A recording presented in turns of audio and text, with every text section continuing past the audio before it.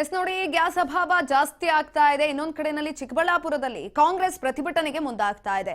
ಆಟೋಗೆ ಹಗ್ಗವನ್ನ ಕಟ್ಟಿ ಎಳೆಯುವ ಮೂಲಕ ವಿನೂತನ ಪ್ರತಿಭಟನೆಯನ್ನ ಮಾಡ್ತಾ ಇದೆ ಕಾಂಗ್ರೆಸ್.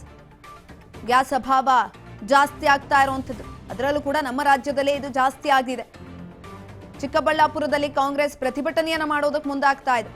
ಆಟೋಗೆ ಹಗ್ಗವನ್ನ ಕಟ್ಟಿ ಎಳೆಯುವ ಮೂಲಕ ವಿನೂತನ ಪ್ರತಿಭಟನೆಯನ್ನ ಮಾಡ್ತಾ ಇದೆ. ಸೌದೆಯಿಂದ ಅಡುಗೆ ಮಾಡಿ ಊಟವನ್ನ ಮಾಡಿದ್ದಾರೆ ಕೈ ಕಾರ್ಯಕರ್ತರು. ಚಿಕ್ಕಬಳ್ಳಾಪುರ ಜಿಲ್ಲೆ ಕಾಂಗ್ರೆಸ್ನಿಂದ ವಿನೂತನ ಪ್ರತಿಭಟನೆಯನ್ನ ಮಾಡಿರುವಂತದ್ದು.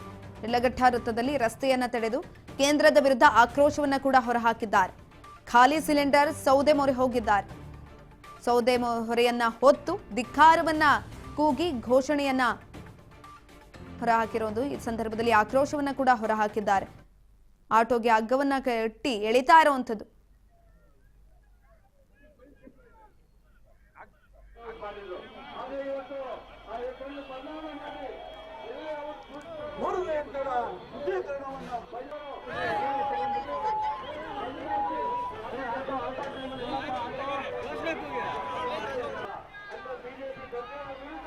ಶಾರ್ಟ್ಕಟ್ ಮುಖಾಂತರ ಬಿಜೆಪಿ ಕೇಂದ್ರದವರು ಮಾಡಬೇಕು ಅನ್ನೋ ಒಂದು ನಿಂತ್ಕೊಂಡು ವಿರುದ್ಧ ಇವತ್ತು ಪ್ರತಿಭಟನೆ ನಂಬಿಕೊಂಡಿದ್ದೀವಿ.